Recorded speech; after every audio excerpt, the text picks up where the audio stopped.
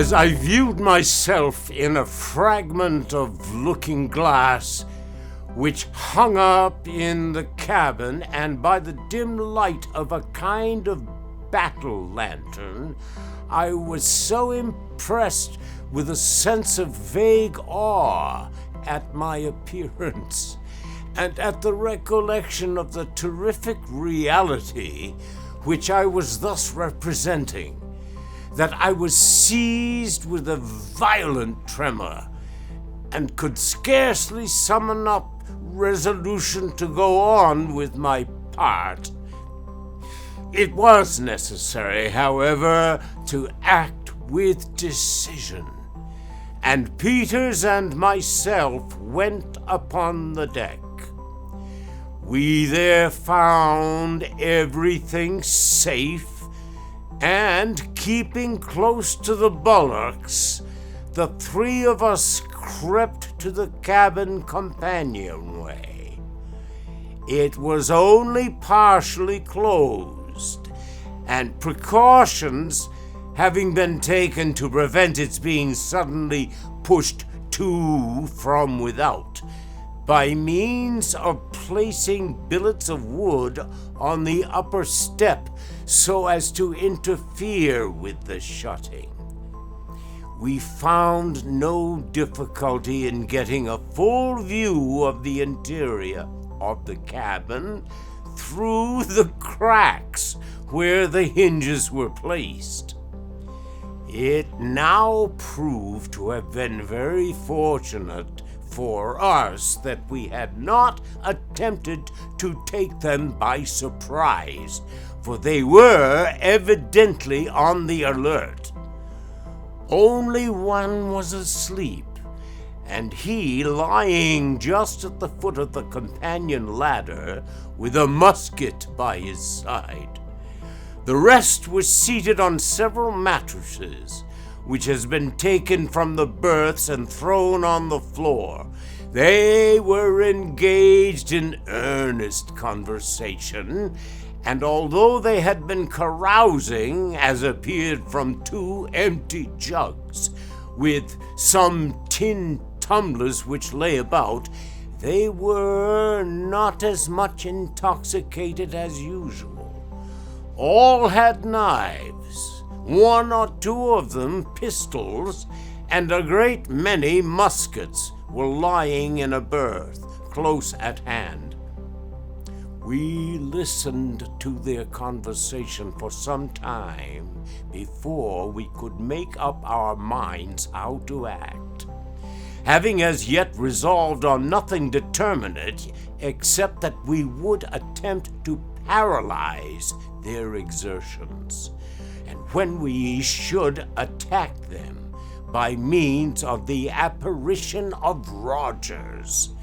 They were discussing their piratical plans, in which we all could hear distinctly was that they would unite with the crew of the schooner Hornet, and if possible, get the schooner herself into their possession, preparatory to some attempt on a large scale, the particulars of which could not be made out by either of us.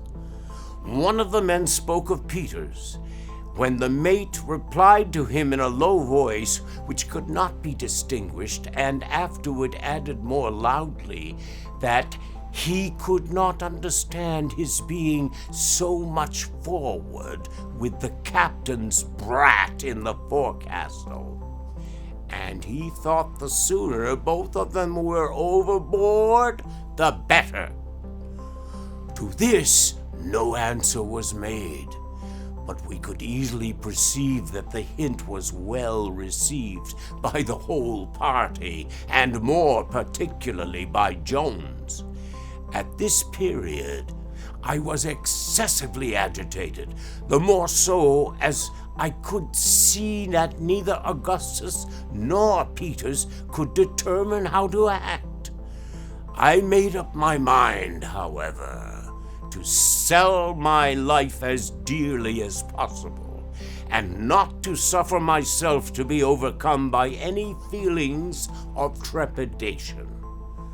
The tremendous noise made by the roaring of the wind in the rigging and the washing of the sea over the deck prevented us from hearing what was said, except during momentary lulls. In one of these, we all distinctly heard the mate tell one of the men to go forward and order the D lubbers to come into the cabin, where he could have an eye upon them, for he wanted no such secret doings on board the brig. It was well for us that the pitching of the vessel at this moment was so violent as to prevent this order from being carried into instant execution. The cook got up from his mattress to go for us, when a tremendous lurch, which I thought would carry away the masts, threw him headlong against one of the larboard stateroom doors, bursting it open and creating a good deal of other confusion. Luckily, neither of our party was thrown from his position, and we had time to make a precipitate retreat to the forecastle and arrange a hurried plan of action before the messenger made his appearance, or rather, before he put his head out of the companion hatch, for he did not come on deck. From this station he could not notice the absence of Allan, and he accordingly bawled out as if to him, repeating the orders of the mate, and he cried out, "Aye, aye," in a disguised voice, and the cook immediately went below without entertaining a suspicion that all was not right. My two companions now proceeded boldly aft and down into the cabin, Peters closing the door after him in the future, the same manner he had found it. The mate received them with feigned cordiality and told Augustus that, since he had behaved himself so well of late, he might take up his quarters in the cabin and be one of them, for he then poured him out a tumbler half full of rum and made him drink it. And all this I saw and heard, for I followed my friends to the cabin as soon as the door was shut, and took up my old point of observation. I had brought with me the two pump handles, one of which I secured near the companionway, to be ready for use when required.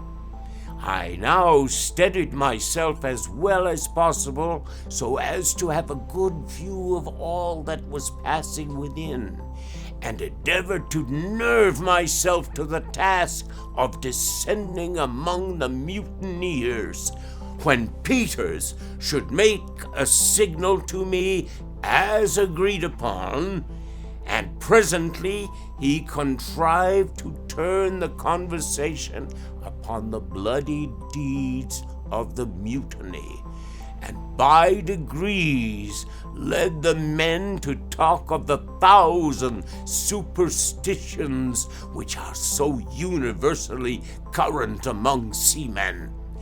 I could not make out all that was said, but I could plainly see the effects of the conversation in the countenances of those present. The mate was evidently much agitated, and presently, when someone mentioned the terrific appearance of Roger's corpse, I thought he was upon the point of swooning. Peters now asked him if he did not think it would be better to have the body thrown overboard at once, as it was too horrible a sight to see, as it was floundering about in the scuppers. At this, the villain absolutely gasped for breath and turned his head slowly round upon his companions, as if imploring someone to go up and perform the task. No one, however, stirred, and it was quite evident that the whole party were wound up to the highest pitch of nervous excitement. Peters now made me the signal. I immediately threw open the door of the companionway and, descending without uttering a syllable, stood erect in the midst of the party. The intense effect produced by this sudden apparition is not at all to be wondered at when the various circumstances are taken into consideration. Usually, in cases of similar nature, there is left in the mind of the spectator some glimmering of doubt as to the reality of the vision before his eyes, a degree of hope, however feeble, that he is the victim of chicanery, and that the apparition is not actually a visitant from the old world of shadows.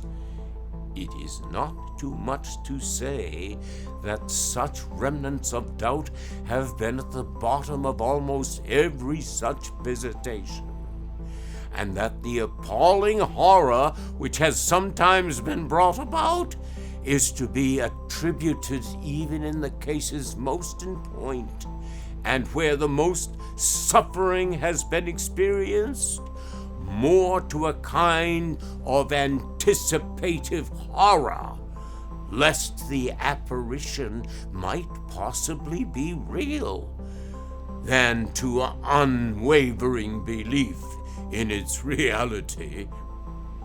But in the present instance, it will be seen immediately that in the minds of the mutineers there was not even the shadow of a basis upon which to rest a doubt that the apparition of Rogers was indeed a revivification of his disgusting corpse, or at least its spiritual image. The isolated situation of the brig, with its entire inaccessibility on account of the gale, confined the apparently possible means of deception within such narrow and definite limits that they must have thought themselves enabled to survey them all at a glance. They had now been at sea 24 days, without holding more than a speaking communication with any vessel whatever. The whole of the crew, too, at least all of whom they had the most remote reason for suspecting to be on board, were assembled in the cabin, with the exception of Allan, the watch, and his gigantic stature. He was 6 feet 6 inches high, was too familiar in their eyes to permit the notion that he was the apparition before them. Add to these considerations the awe-inspiring nature of the tempest, and that of the conversation brought about by Peters. The deep impression which the loathsomeness of the actual corpse had made in the morning upon the imaginations of the men, the excellence of the imitation of my person, and the uncertain and wavering light in which they beheld me, as the glare of the cabin lantern, swinging violently to and fro, fell dubiously and fitfully upon my figure. And there will be no reason to wonder that the deception had even more than the entire effect which we had anticipated. The mate sprang up from the mattress on which he was lying, and without uttering a syllable, fell back, stone dead, upon the cabin floor, and was hurled to the leeward like a log by a heavy roll of the brig. Of the remaining 7, there were but 3 who had at first any degree of presence of mind. The 4 others sat for some time rooted apparently to the floor, the most pitiable objects of horror and utter despair my eyes ever encountered. The only opposition we experienced at all was from the cook, John Hunt and Richard Parker, but they made a feeble and irresolute defense. The 2 were shot instantly by Peters, and I felled Parker with a blow on the head from the pump handle which I had brought with me. In the meantime, Augustus seized one of the muskets lying on the floor and shot another mutineer, Wilson, through the breast.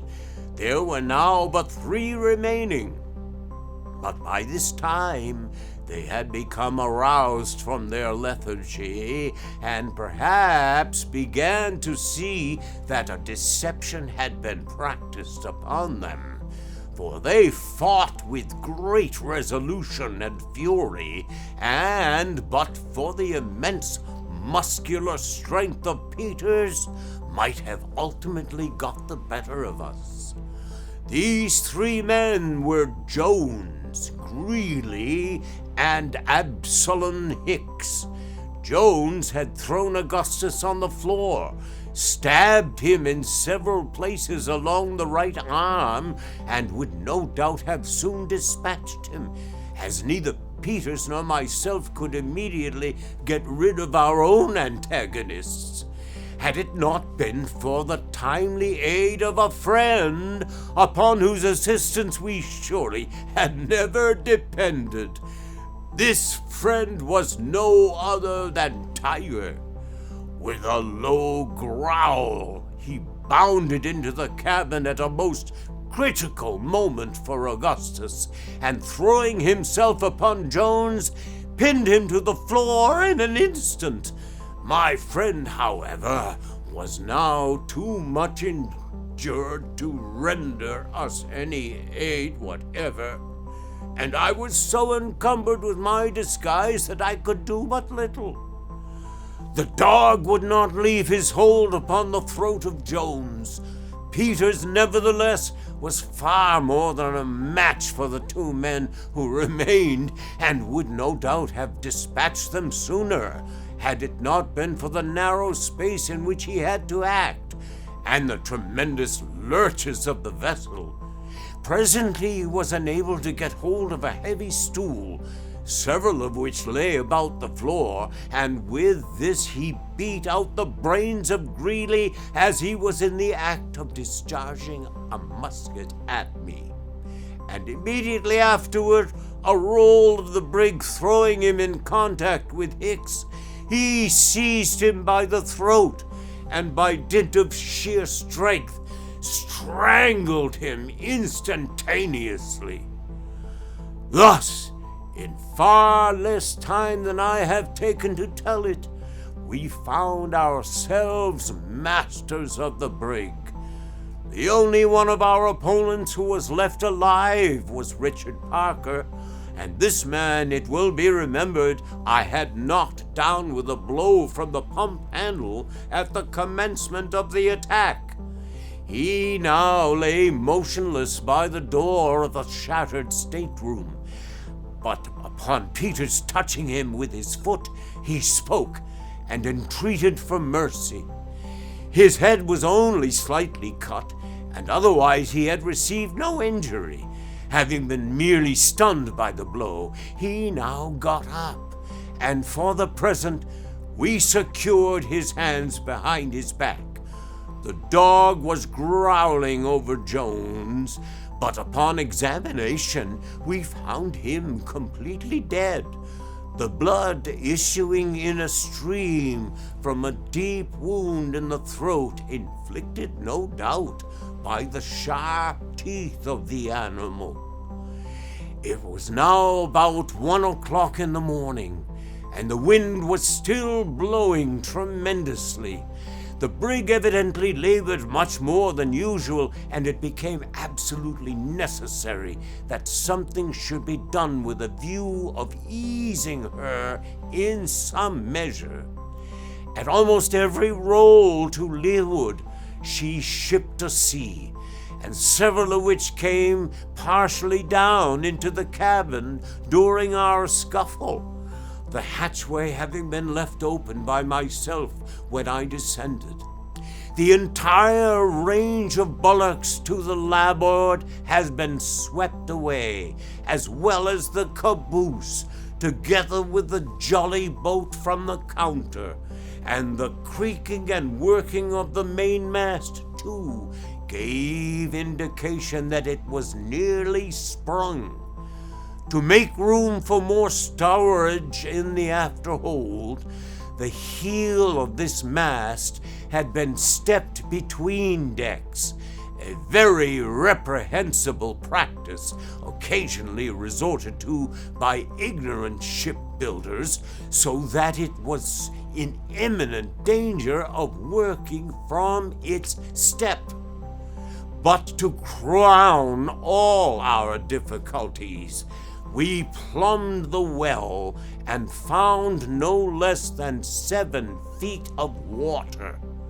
Leaving the bodies of the crew lying in the cabin, we got to work immediately at the pumps, Parker, of course, being set at liberty to assist us in our labor.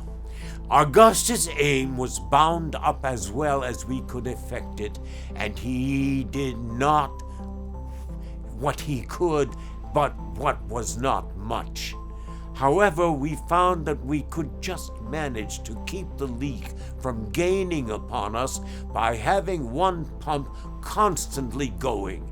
As there were only 4 of us, this was a severe labor, but we endeavored to keep up our spirits and looked anxiously for daybreak, when we hoped to lighten the brig by cutting away the mainmast.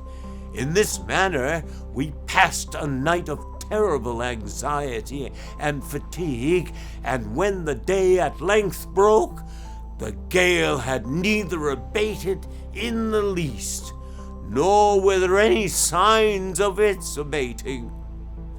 We now dragged the bodies on deck and threw them overboard.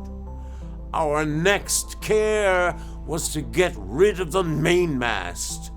The necessary preparations having been made, Peters cut away at the mast, having found axes in the cabin, while the rest of us stood by the stays and lanyards as spectators. As the brig gave a tremendous lee lurch, the word was given out to cut away the weather lanyards, which being done, the whole mass of wood and rigging plunged into the sea, clear of the brig, and without doing any material injury. We found that the vessel did not labor quite as much as before, but our situation was still exceedingly precarious, and in spite of the utmost exertions, we could not gain upon the leak without the aid of both pumps. The little assistance which Augustus could render us was not really of any importance, and to add to our distress, a heavy sea, striking the brig to the windward, threw her off several points from the wind, and before she could regain her position, another broke completely over her and hurled her full upon her beam ends. The ballast now shifted in a mass to leeward. The stowage had been knocking about perfectly at random for some time, and for a few moments we thought nothing could save us from capsizing. Presently, however, we partially righted, but the balance still retaining its place to larboard, we lay so much along that it was useless to think of working the pumps, which indeed we could not have done much longer in any case, as our hands were entirely raw with the excessive labor we had undergone, and were now bleeding in the most horrible manner. Contrary to Parker's advice, we now proceeded to cut away the foremast, and at length accomplished it after much difficulty, owing to the position in which we lay.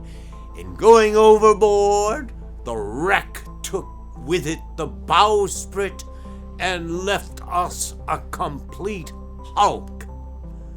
So far we had reason to rejoice in the escape of our longboat, which had received no damage from any of the huge seas which had come on board, but we had not long to congratulate ourselves, for the foremast having gone, and of course the foresail with it, by which the brig had been steadied, every sea now made a complete breach over us, and in 5 minutes our deck was swept from stern to stern, the longboat and the starboard bulwarks torn off, and even the windlass shattered into fragments.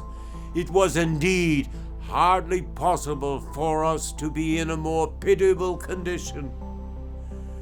At noon, there seemed to be some slight appearance of the gale's abating, but in this we were sadly disappointed, for it only lulled for a few minutes to blow with redoubled fury. About 4 in the afternoon, it was utterly impossible to stand up against the violence of the blast, and as the night closed in upon us, I had not a shadow of hope that the vessel would hold together until morning. By midnight we had settled very deep in the water, which was now up to the orlop deck. The rudder went soon afterwards, and the sea which tore it away, lifting the after portion of the brig entirely from the water, against which she thumped in her descent with such a concussion as would be occasioned by going ashore. We had all calculated that the rudder would hold its own to the last, as it was unusually strong, being rigged as I have never seen one rigged either before or since. Down its main timber there ran a succession of stout iron hooks, and others in the same manner down the stern post.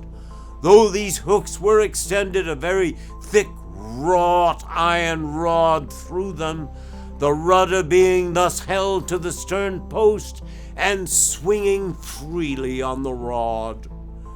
The tremendous force of the sea which tore it off may be estimated by the fact that the hooks in the stern post, which ran entirely through it, being clinched on the inside, were drawn, every one of them completely out of the solid wood. We had scarcely time to draw breath after the violence of this shock, when one of the most tremendous waves I had ever known broke right on board of us, sweeping the companionway clear off, and bursting in the hatchways, and filling every inch of the vessel with water.